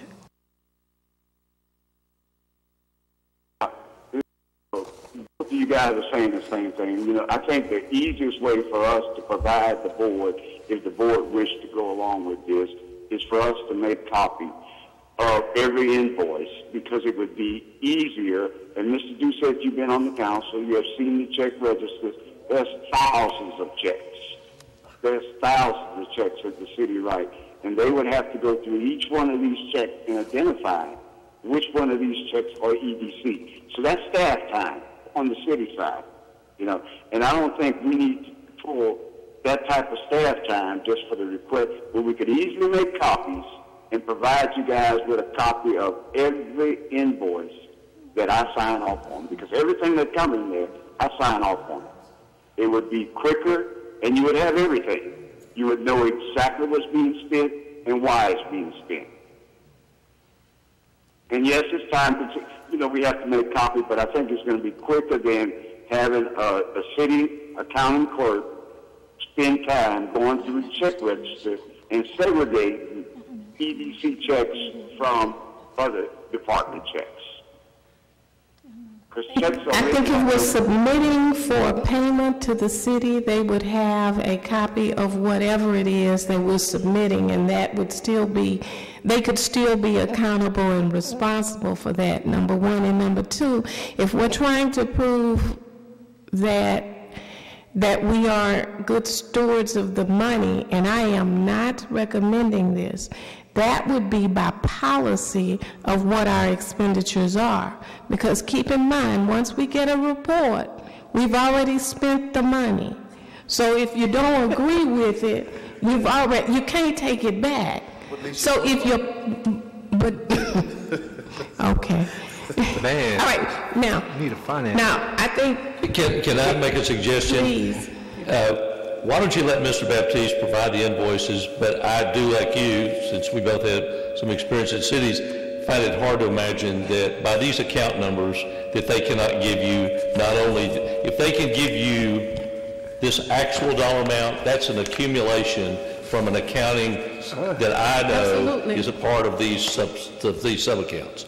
So what you might say is let Mr. Baptiste and staff provide these things now monthly, and then see if we can't get the city to create this, because I know that we do an audit every year, and the auditor is the auditor for the city, but he doesn't go through and select all these things. He's looking at each one of these accounts by budget, and they're going to accumulate those expenditures. So now it may not be a report they're currently providing, but I would imagine that this is should be one that they can generate. I would think that they could generate that. Yeah, but in the meantime, let Mr. Baptiste provide these until we can see what detail you can get from the city. Because as I told Mr. Adams, I just believe that there is a way to get that detail by account number. It just be behind on. Don't mind that. So that's the motion. The motion is that we are able to get a copy of, please repeat the motion, Mr. Adams. Detailed accounting identifying the operating expenditures of our EDC based upon the date that Mr. Wyckoff said that we could get the information, and also based upon the method that our attorney said that the city can easily deliver it to us by email. Okay, so a basic accounting principle requesting from the city of Port Arthur a copy of our monthly expenditures that may be 2 months behind. Yes. Okay. That would be sent to us by way of email format from the city. And until the city can do that, I think a guy suggested that he do the copying, or however he said he was going to do it. And sent to us by email. Sir? What the attorney is saying, we could pull for each line item, we could pull a detailed report, and that detailed report will list every check, but it's for every line item, and it's by line item. Great, correct. I think that's what... Every budget line item. Every I can do that now, guys, where it would show everything that hit against that line item, that budgeted line item. And it would show exactly, the budgeted amount and everything that was drawn, but it will not tell you what it was drawn for. It will just show you the dollar amount and the vendor. I think we may need to request that we know what it's spent for, because there should be a way that their system would be able to pull those checks, because we submit that. But I think the motion on the floor is to get a monthly detailed accounting specifically identifying our operating expenditures as within 2 months of those expenditures. Right, which is a combination of the suggestion of Mr. Wyckoff and also the suggestion of Mr. Doucette and the suggestion of our attorney Guy. That combines all of them. Understand what I combined all of what y'all... Right. So, one question. What type of report was it that we got at our last meeting that showed the date, the amount, and what it was spent for, and where did that come from? That was the city. That was the city. That's Is that what you're asking That's what I'm for? asking. That's simple. We want the same thing we got at the last meeting.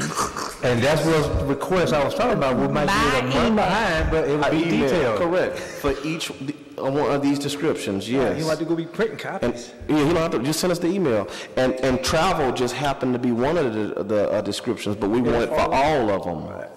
Is that clear? Guy, is that clear? Yeah, completely. Yes, sir.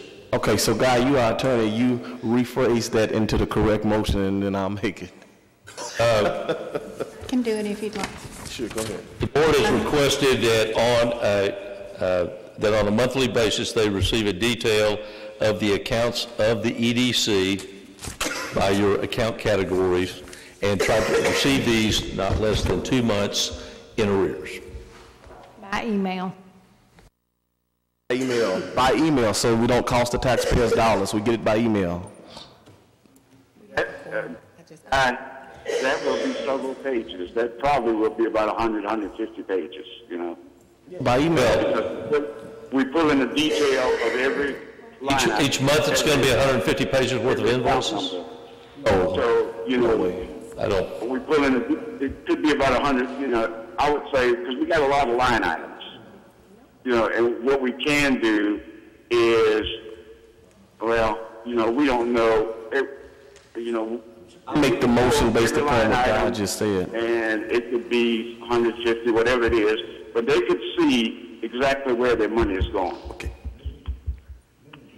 At least if there's one item that we have that's questionable, we can print that one particular page out. We don't have to print the whole report. Because what Mr. Baptiste is saying is true. Although we may have just 50 line items, when you start about expenditures, no matter, it may be 50 items under one line item, but they're not all in one. They're going to be at different times. That's the reason it's saying about the report. You got to understand. It could be 150 pages per year. I'd be very surprised, though, if it's 150 pages per month. No.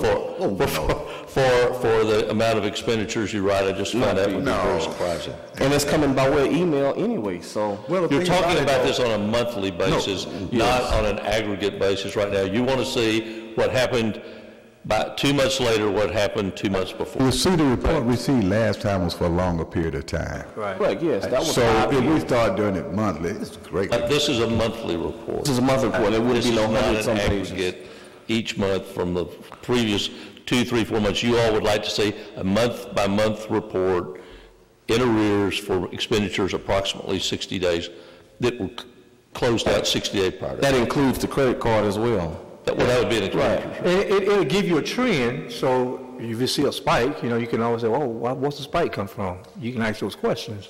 In any line item, it will show you a trend based on it being behind, but at least it'll give you an eyesight of what you're looking at. I'm fine with that. I make the motion based upon the language of Guy as it relates to this item. We have a motion on the floor. Second. It's been moved and second. All those who approve? Aye. Any opposition? Motion carries. Good discussion. We have the reports now, marketing and business recruitment report.